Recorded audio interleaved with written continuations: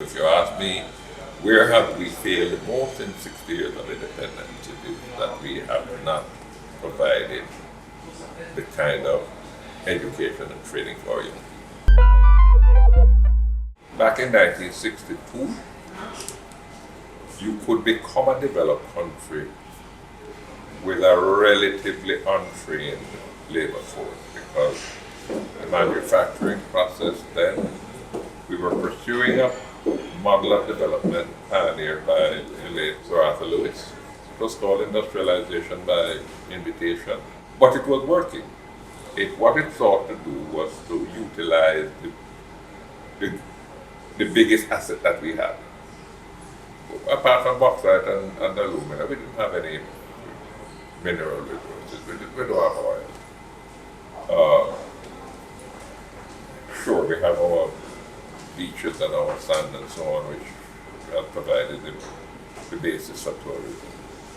What we had plentifully was labor, but it was untrained labor. In 1962, only the children of the privileged, and I thank God for my benefit, I had to be I've been one of them who had the opportunity to go to high school.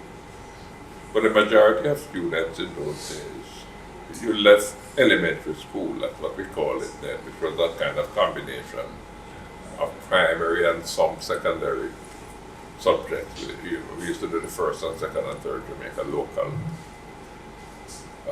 But that was it. You left there and you went into a workforce with little or no skills, and you kind of fought your way and so on. We opened up education back in the 60s when the government pursued a policy where it dedicated a 70% of the children who passed common entrance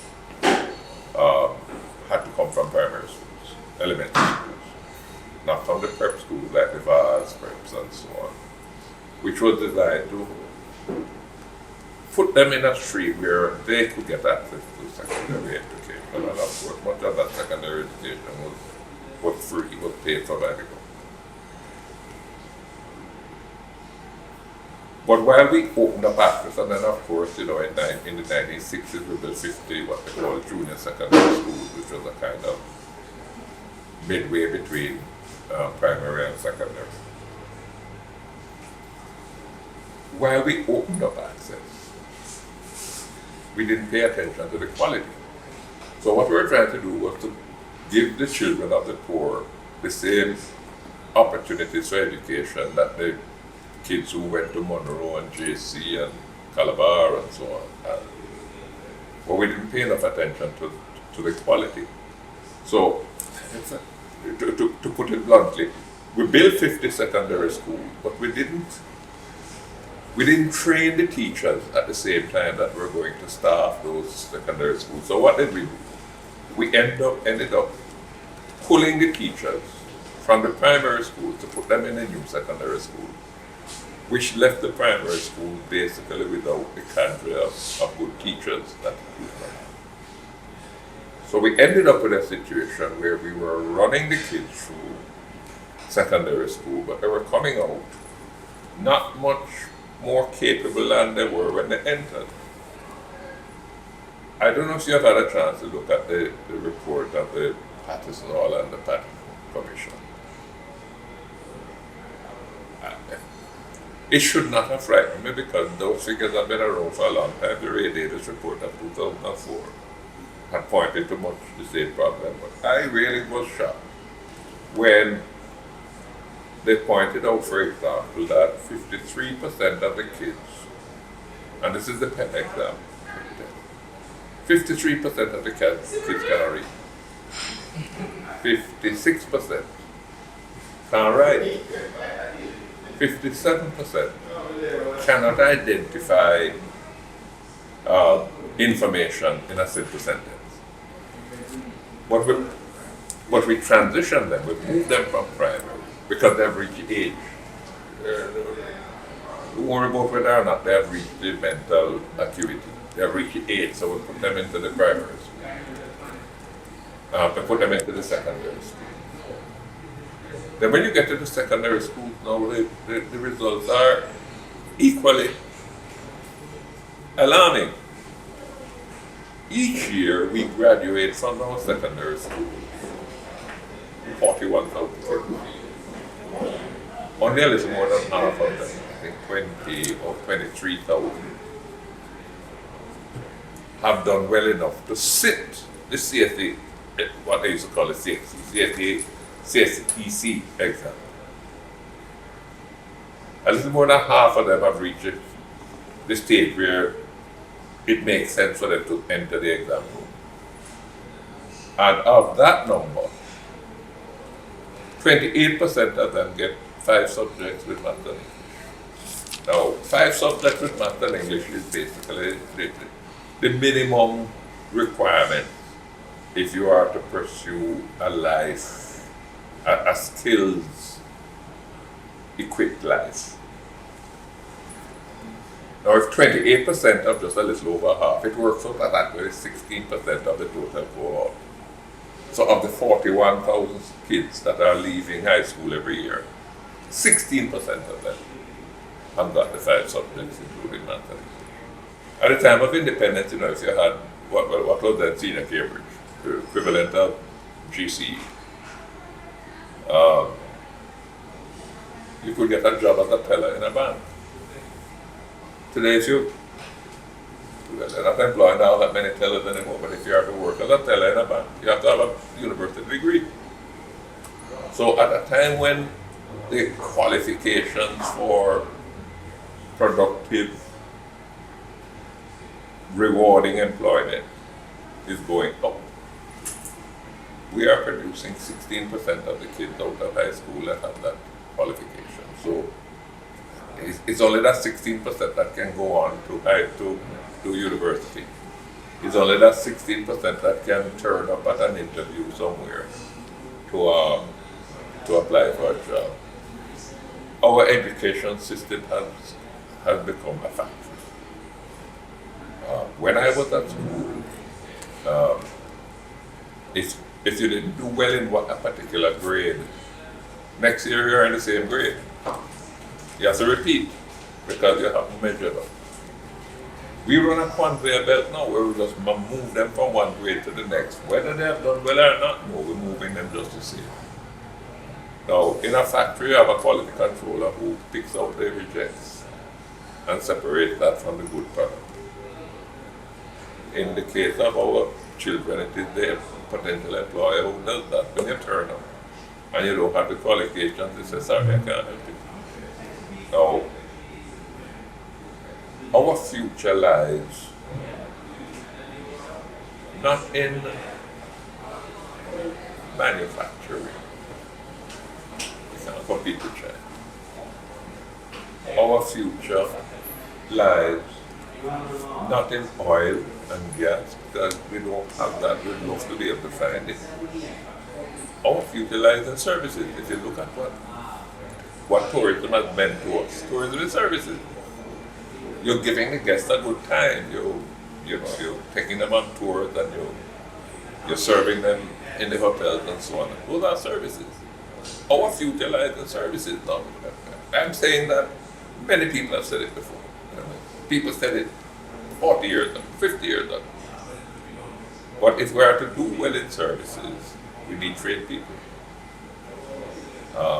And that is our biggest area of failure. If you ask me, where have we failed most in 60 years of independence? It is that we have not provided the kind of education and training for our young people. Former Prime Minister Mr. Seaga made the observation, and it's so true. He said that there is no country in the world with an educated population that is poor. So to me, there's a direct relationship between the quality of your education and your state of development and the standard of living and so on that your people enjoy. And if there's one area that I would like to see us muscle up, find a common purpose We quarrel too much over education, about who did what and who is doing what. We are going to have to be prepared to face down the opponents of change. One of the biggest opponents of change in the country is the Jamaica Teachers Association. It is the most powerful pressure group in the country. They know how to play the government and the opposition against each other. And if ever there was a time when government and opposition and private sector need to come together and say, no, look, this is our biggest problem and this is what we have to face. And face down those enemies of change, enemies of reform.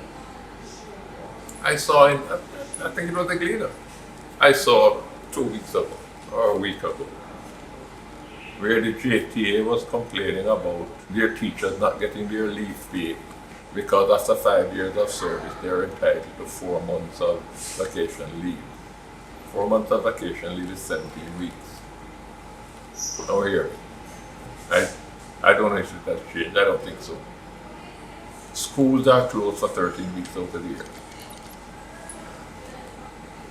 6 or 7 weeks at summer, 4 weeks at Christmas, and 2 weeks at Easter. 13 weeks out of the year. The children are sent home when the school is closed. The teachers are also sent home. So they get paid for 13 weeks out of the year staying at home. Then on top of that, every 5 years they are to get 17 weeks. Now I ask you, which business, including the Gleaner company, could afford to pay a worker to stay home 13 weeks of the year, and on top of that, every 5 years, pay them for another 17 weeks? But they argue that they don't stay home 13 days. They have to make lesson plans and they have to mark paper and make preparations. Mark which paper? But there's no paper being produced. The kids not home. No kids not writing no paper. How long it takes for them to get ready to go back to school? 2 weeks? There are a lot of teachers during the summer, if they have a visa, that go to America, go to some work, earn some money. Good for them.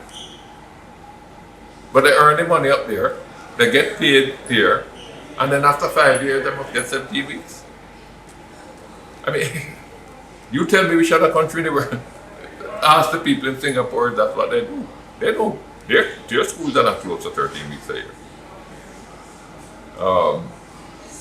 In Singapore, I think the kids must get 2 weeks for Christmas and 1 week for Easter, and that's it. And must have 3 weeks for summer. We need to get serious. And education is the key. I mean, it sounds like a Santi that everybody sings, but then we need to get serious about it. People talk about, well, you need to spend more money on education. I agree. This year, we're spending $122 billion on education. 70 billion of that, 60% of it, more than 60%. Yeah, around 60%. 70 billion of that 122 is dedicated to primary and secondary education. Now, fine, we may say we need to spend more, but when you look at the results that are coming out, are we getting $70 billion worth of results? And I put it another way. Suppose we could find another 30 billion to bump it up to 100 billion. Would we get any significantly improved results? I doubt it. We're coming from a system where only the children of the upper middle class and the rich would go to secondary school. This was the Monroes and the JCs and the St. Andrew Highs and the Immaculate. If you insist that parents must pay, there are some parents who won't be able to pay, and they're going to fall out. So we're going to be going back to a system where it is the privileged who will have access to secondary education. Now you may say, well, the bar of privilege has been brought lower. But if you're going to insist that parents must pay these fees that school principals choose to impose, well, somebody needs to explain to me how the domestic helper who has 3 children, father abandoned them from long time, she earns what domestic helpers earn now. 12,000 a week, 14,000 a week. Somebody must explain to me where out of that 12 or 14,000 dollars a week is she going to be able to find money to pay the kind of fees that were in place when I decided no, these fees must be abandoned. Because some of the schools, and I'm not just talking about the top and average schools, some of the schools will tell parents that, the fees for the term $30,000. Some of them not so high, some of them maybe half. But where does that help her find $30,000? I mean, that help has never seen $30,000 in one bundle yet. So what more sacrifices? She is already making sacrifices every time she goes to the supermarket. Because when she puts something in the trolley and she reaches the cashier, she has to put back some. And you're saying to her, what she's going to end up doing is deciding, well, look, which is something I hope we don't get back. In the old days, when I was a youngster, and I grew up in a rural district, St. Faith's in St. Catherine, a family could not afford, and of course in those days there are plenty of children, 5 of us. A family could afford to send all of them to school. So what they did is that they try and pick up the one who said that looks like he can take learning. And they would send that one. In the hope that, all right, when you become the teacher or the doctor or the nurse or the engineer, you will turn around and help the other one them. Send out the money for them every week. That's not where we need to be talking about going back. 60th year of independence. So, but to get back to the Patterson report, let us grab hold of it. Let us decide now that we're not messing up this time. We messed up with the radiators report of 2004. We implemented some elements of it, but many elements remain. Let us make up our mind that every dollar that we can squeeze out of our current obligations and pressures, that's where we're going to put it.